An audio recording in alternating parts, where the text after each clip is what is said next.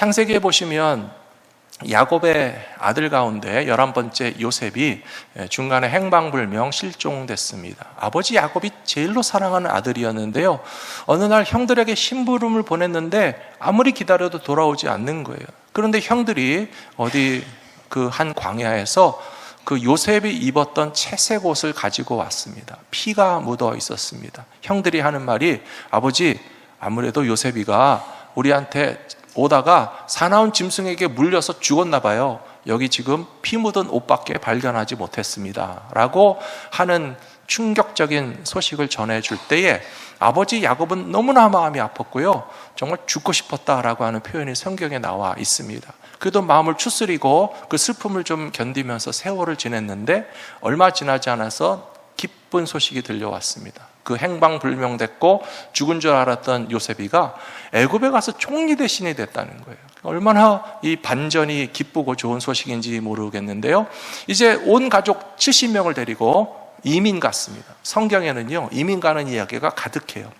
나그네가 되어서 다른 나라에 가서 좀 고생하는 이야기도 많이 있는데요, 야곱이 신나서 70명의 가족을 데리고 애굽에 내려가 보니까 진짜 요셉이가 총리 대신이 됐어요. 그뿐만 아니라 또 애굽의 제사장의 딸과 결혼을 해가지고 가정도 꾸렸어요. 게다가 또 아들도 둘씩이나 탁 낳아놓고 있는데요, 야곱이 그 아들이 잘된 것에 대해서 기뻐할 뿐만 아니라 특별히 굉장히 중요한 믿음의 축복을 하고 있다는 사실을 저는 말씀드리고 싶습니다. 우리가 다음 세대를 축복하기 위해서 가져야 될 것은 믿음도 있고요, 하나님께 대한 확신도 있고요, 또 조금 우리 마음 가운데 옹졸한 마음이나 좀 좁은 마음은 버리셔야 된다는 거예요. 혹시 우리 한국 사람들 중에 약간 그런 분들이 가끔 있으시죠? 왜 우리 자녀들이 외국인과 결혼하는 걸 별로 안 좋아하시는 분도 있으시잖아요. 그리고 좀 세대 간의 차이가 많이 벌어지고 나면 내 자식이지만 좀 얄밉기도 하고 괘씸하기도 하고 그런 생각이 드실 수는 있어요. 하지만 여기 야곱을 보시면요, 요셉이 애굽의 제사장의 딸과 결혼했다고 해서 하나도 섭섭한 티를 내지 않습니다.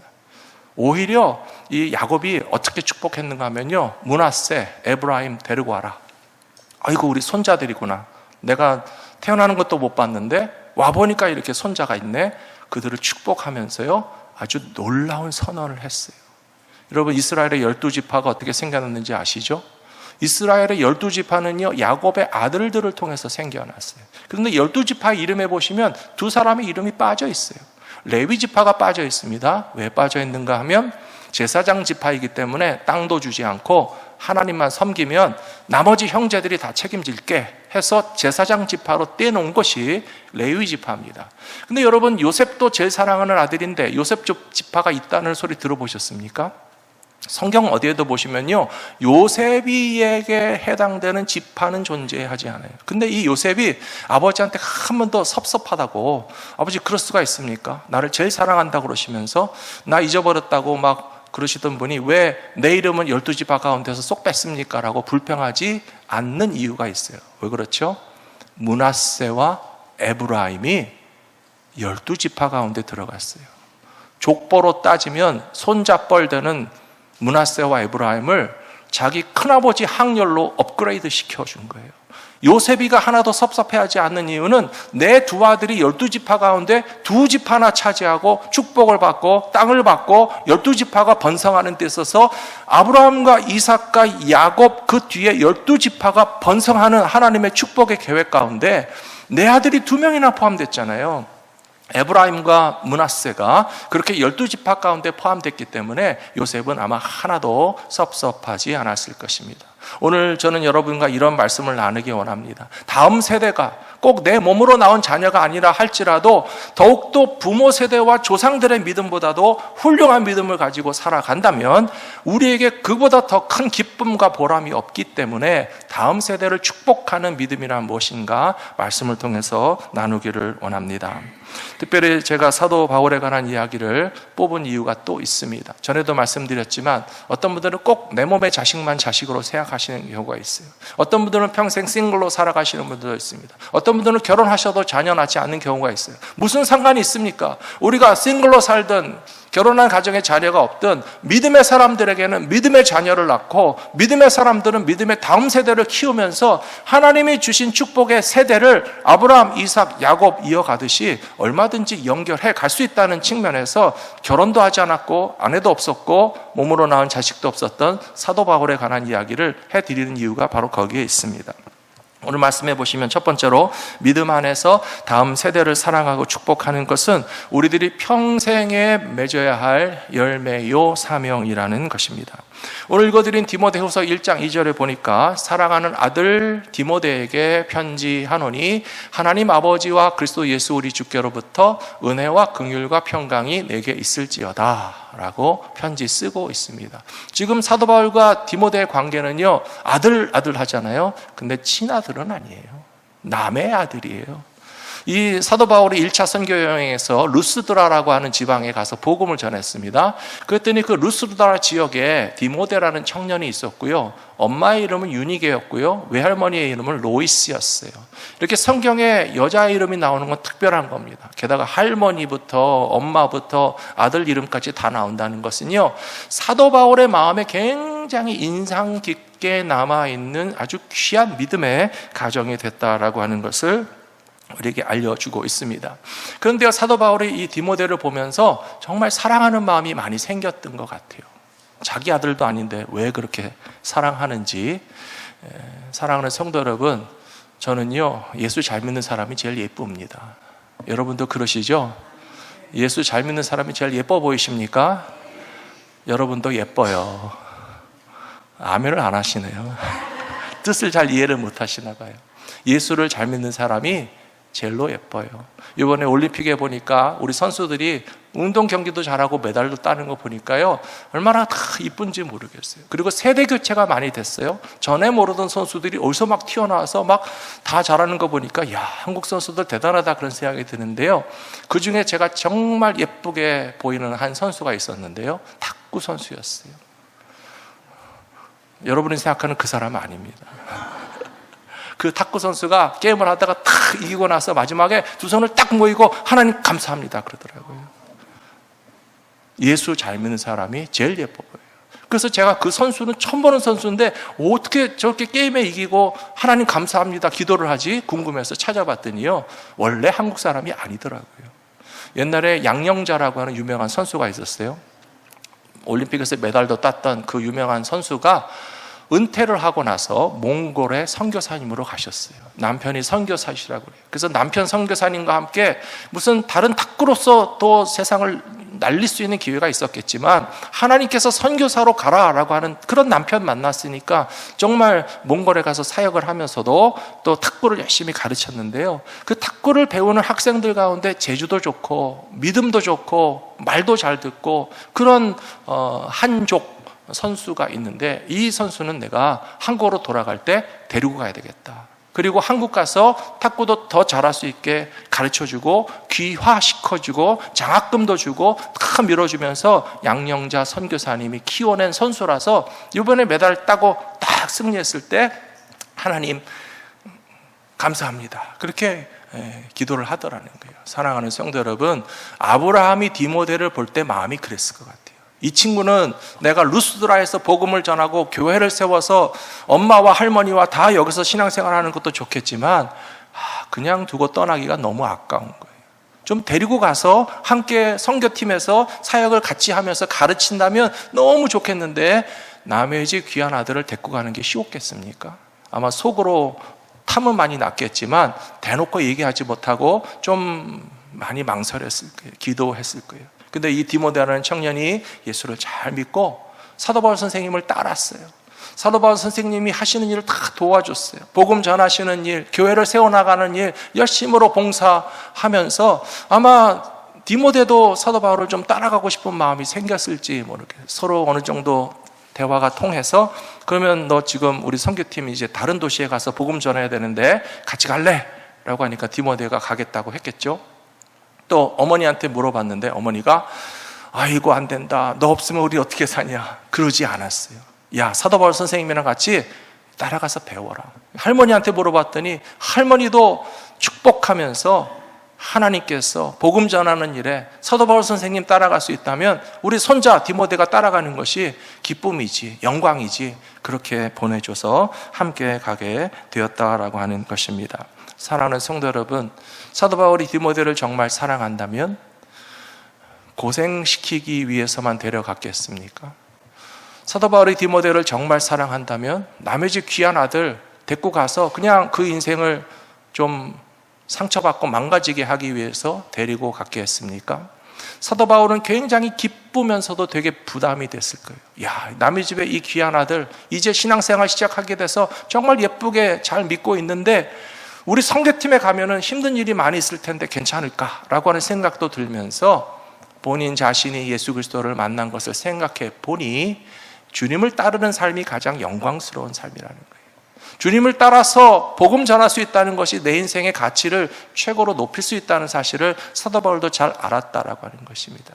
사랑하는 성도 여러분, 예수님께서 12명의 제자들을 부르시지 않았습니까?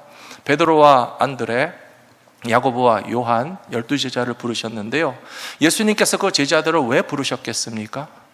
혼자서는 바쁘니까 힘드니까 불러다가 시키고 써먹어야 되겠다, 그런 마음이겠습니까? 아닙니다. 성경에 보시면요, 예수님께서 제자들을 부르신 것은 그들의 인생의 최고의 가치와 의미를 발견하게 해 주시려고 불러주신 줄로 믿습니다.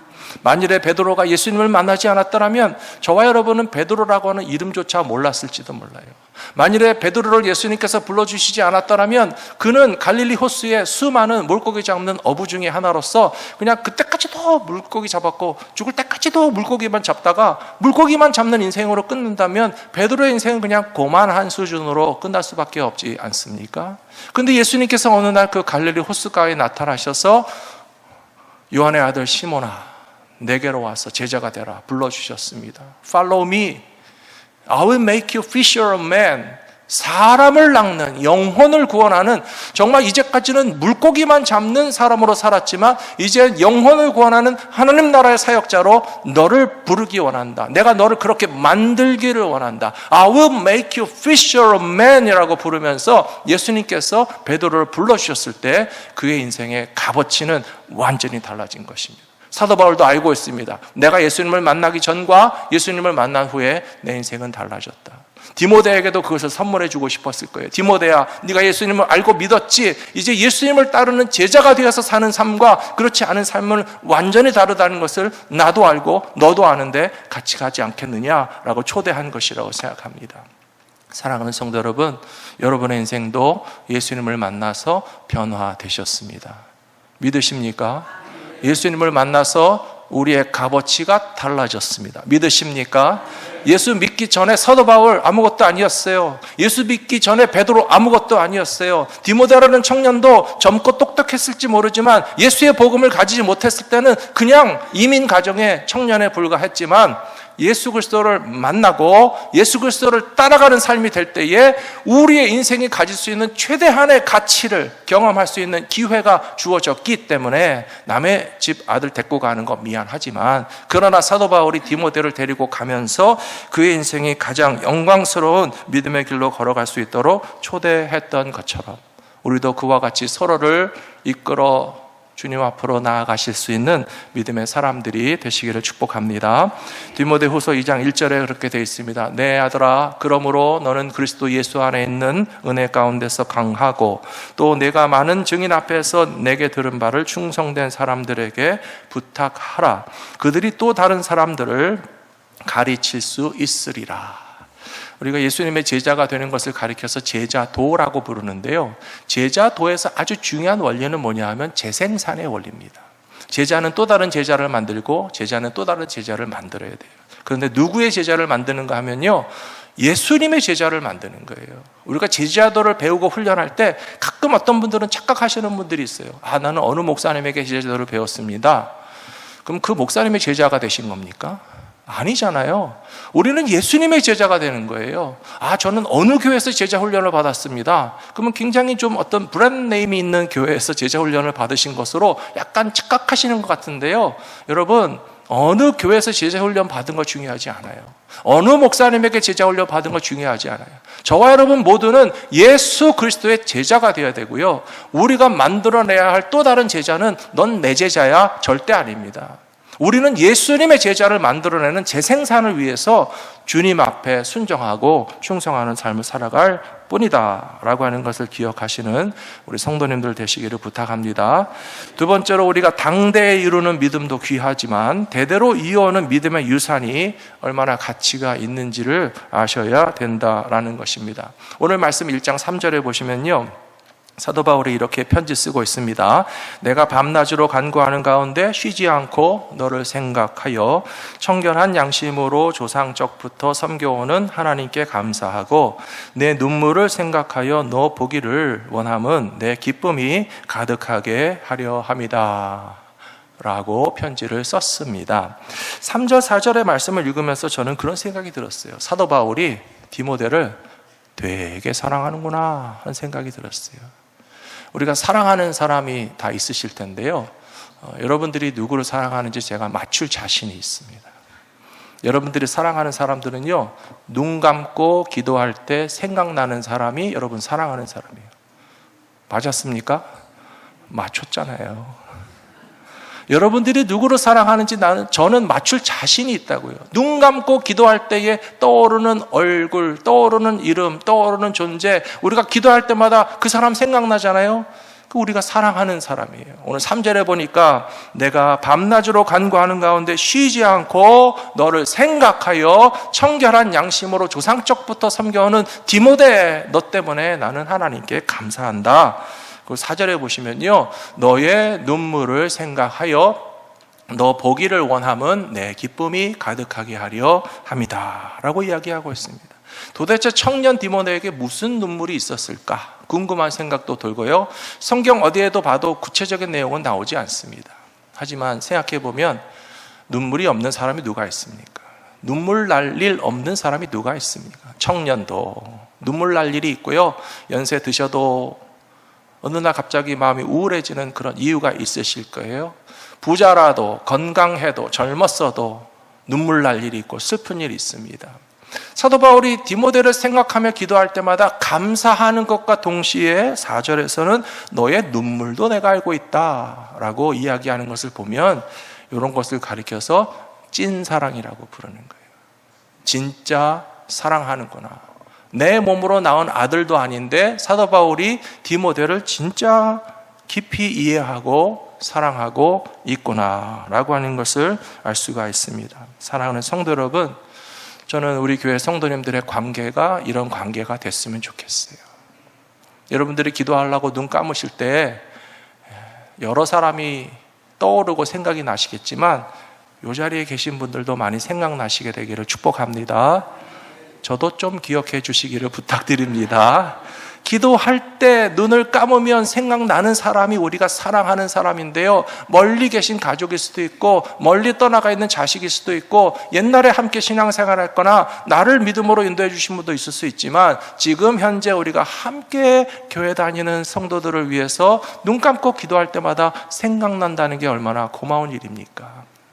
사도 바울이 이렇게 사랑하는 사도 바울을 믿음의 일꾼으로 동역자로 삼기 위해서 다음 세대를 축복하고 있다는 것입니다. 다음 세대를 축복한다라고 하면 보통 부모님이 자녀에게 축복하는 것만 생각하실 수가 있고요, 또 부모님들은 자녀들에게 대해서 좀 그런 어떤 이상한 보상 심리가 있는 것 같아요. 뭐냐 하면 나는 고생했으니까 너는 고생 안 했으면 좋겠고, 나는 이 땅에서 많은 특권과 기회를 누리지 못했으니까 너는 이 세상에서 많은 특권과 기회를 많이 누렸으면 좋겠다. 자연스러운 마음인데요, 그러나 하나님 나라의 측면에서 부모가 자녀를 축복하는 것은 좀 차원이 다르셔야 돼요. 정말 하나님께 축복받는 다음 세대의 삶이 무엇인지에 대해서 성경을 통해서 좀 배우실 필요가 있습니다. 저는 그래서 오늘 한나에 관한 말씀을 드리려고 합니다. 사무엘상 1장 26절에 보시면 한나가 이르되 내 주여 당신의 사심으로 맹세하나이다. 나는 여기서 내 주 당신 곁에 서서 여호와께 기도하던 여자라. 이 아이를 위하여 내가 기도하였더니 내가 구하여 기도한 바를 여호와께서 내게 허락하신지라. 그러므로 나도 그를 여호와께 드리되 그의 평생을 여호와께 드리나이다 하고 그가 거기서 여호와께 경배하니라 라고 되어 있습니다. 성경 속에는 훌륭한 믿음의 아버지들도 나오고 믿음의 어머니들도 나옵니다. 저는 믿음의 어머니 중에서 제일은 한나시라고 생각합니다. 이 한나라고 하는 여자는요, 아이를 못 낳던 여자였어요. 그리고 그 당시에는 여러 명의 부인을 둘 수 있는 시대 아니었습니까? 그래서 한나의 남편에게 다른 부인이 있는데 그 여자는 애도 잘 낳고 쑥쑥 낳고 막 해피하게 보이는데 나는 해도 아무리 해도 아이가 안 생기니까 한나의 마음이 너무 슬펐잖아요. 그런 눈물이 있었단 말이에요.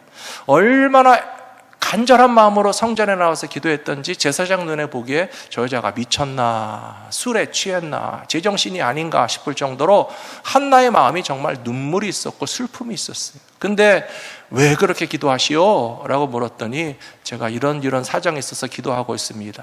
제사장이 하시는 말씀이 하나님이 다 들으셨으니까 아무 걱정하지 말고 집에 가시라고. 그랬더니 그날 밤에 애가 생겼다잖아요. 사랑하는 성도 여러분, 주님의 성전에 나와서 여러분들이 기도하고 하나님이 여러분의 눈물을 아시고 기도를 아시기 때문에 들어 응답하여 주실 줄로 믿습니다. 이렇게 하나님께서 기도의 응답으로 사무엘을 주셨어요. 사무엘이라고 하는 뜻이 무슨 뜻인지 아십니까? 하나님이 들으셨다라고 하는 거예요. 샤무엘이에요. 하나님이 들으셨다라는 겁니다. 기도의 응답이라는 겁니다. 그래서 사무엘은 기도의 응답으로 하나님이 주신 이 귀한 선물인데요, 그 귀한 선물을 한나가 어떻게 했어요? 이쁘니까 끼고 있고, 이쁘니까 그냥 너는 고생하지 말고, 너는 엄마 아빠가 누리지 못한 행복과 편안과 만사 형통과 이 땅의 부귀 영화를 다 누려라, 그게 아니잖아요. 마지막 말절에 보시면 28절에서 나도 그를 여호와께 드리되 그의 평생을 여호와께 드리나이다 하고 지금 성전에 데리고 와서 너는 성전에서 하나님께 배우고 하나님을 위해서 봉사하고 하나님께 쓰임받는 헌신된 삶을 살라고 그 귀한 아들을 하나님께 바쳐버렸어요. 사랑하는 성도 여러분, 여러분 자식을 바치면 뺏기는 겁니까? 여러분 자식 있으시죠? 자식을 하나님께 바치면 뺏기는 겁니까? 잃어버리는 겁니까? 못쓰게 망치는 겁니까? 아니잖아요. 한나가 가장 사랑하는 아들 사무엘을 하나님께 완전히 바친 것은 뺏긴 것도 아니고 잃어버린 것도 아니고 그 아들을 통해서 어떤 보상을 바라지 못하는 것도 아니고요, 최고의 영광스러운 인생을 살아가게 됐다는 거예요.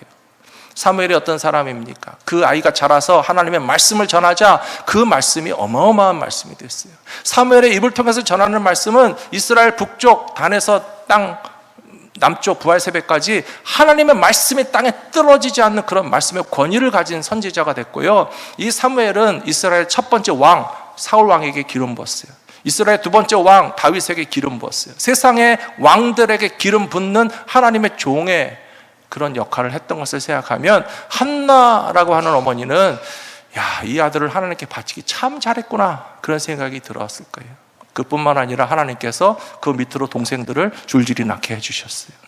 사랑하는 성도 여러분, 가장 귀한 것을 하나님께 드리면 뺏기는 것이 아니라 하나님의 축복이 줄줄이 사탕으로 연결돼서 찾아오게 될 줄로 믿습니다.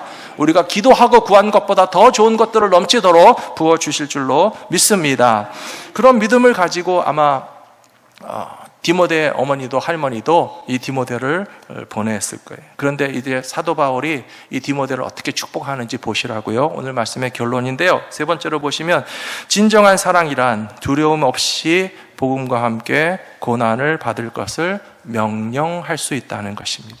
오늘 말씀 디모데후서 1장 7절과 8절에 보시면 하나님께서 우리에게 주시는 것은 두려워하는 마음이 아니요 오직 능력과 사랑과 절제하는 마음이니 그러므로 너는 내가 우리 주를 증언함과 또는 주를 위하여 갇힌 자 된 나를 부끄러워하지 말고 오직 하나님의 능력을 따라 복음과 함께 고난을 받으라 라고 이야기하고 있습니다. 사랑하는 성도 여러분, 고난을 받으라, 복음과 함께 고난을 받으라 라고 하는 것이 명령입니까? 부탁입니까? 명령이겠습니까? 부탁이겠습니까? 명령하는 거예요. 제발 복음과 함께 고난을 좀 받아주지 않겠니? 라고 하는 게 아니에요. 정말 믿음의 아버지로서 사도 바울은 권위를 가지고 사랑하는 믿음의 아들 디모데에게 복음과 함께 고난을 받으라! 라고 명령할 수 있는 것입니다. 저는 신앙생활도 그렇다고 생각합니다. 사랑하는 성도 여러분, 우리 좀 더 열심히 신앙생활 합시다. 여러분들을 사랑해서 드리는 말씀입니다. 복음과 함께 고난을 좀 받으시기 바랍니다. 저는 좀 부탁드리겠습니다. 디모데후서 2장 3절에 보시면 너는 그리스도 예수의 좋은 병사로 나와 함께 고난을 받으라 라고 했어요.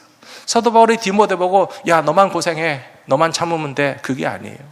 본인도 고생하고 있잖아요. 본인도 고난받고 있잖아요. 사도 바울이 지금 감옥 안에서 편지 쓰고 있다고요. 내가 감옥에 좀 있는 것 때문에 복음 전하다가 감옥 돌아왔는데 너 그렇게 부끄럽게 생각하지 말고 선생님처럼 그렇게 고난과 시련의 길을 걸어가야 되면 어떻게 될까? 겁내지 말고 두려워하지 말고 복음과 함께 너도 고난받아야 돼 라고 세게 얘기하고 있다는 것입니다. 이유가 있습니다. 그 다음 4절에 보시면 병사로 복무하는 자는 자기 생활에 얽매이는 자가 하나도 없나니 이는 병사로 모집한 자를 기쁘게 하려 함이라.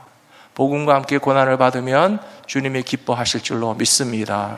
하나님께서 상급을 준비하여 허락해 주시고 채워주실 것이라고 믿습니다. 그 다음에 10절에 보시면요, 그러므로 내가 택함을 받은 자들을 위하여 모든 것을 참음은 그들도 그리스도 예수 안에 있는 구원을 영원한 영광과 함께 받게 하려 함이다. 여기 두 가지가 있습니다. 그리스도 예수 안에 있는 구원은요, 고난 없이 받을 수 있어요. 고난은 예수님 받으셨어요. 그러나 우리는 예수님이 우리를 대신하여 받으신 고난 덕분에 구원을 받았어요. 근데 여러분 구원만 받고 끝나실랍니까? 말씀 끝에 보세요. 말씀 어디 갔습니까? 말씀 끝에 마지막 줄에 보시면 그리스도 예수 안에 있는 구원도 받지만 구원은 고난으로 받는 게 아니라 믿음으로 받는 거예요. 근데 마지막 줄에 뭐가 있죠? 영원한 영광도 받아야 되지 않겠습니까? 사도 바울이 디모데에게 고난을 받으라고 한 것은요, 구원만 받는 것이 아니라 영광도 받으라고 디모데에게 고난 받으라고 한 것이에요. 예수님도 고난을 받으시고 영광 받으셨습니다. No cross, no glory라는 말을 우리가 다 잘 알고 있죠.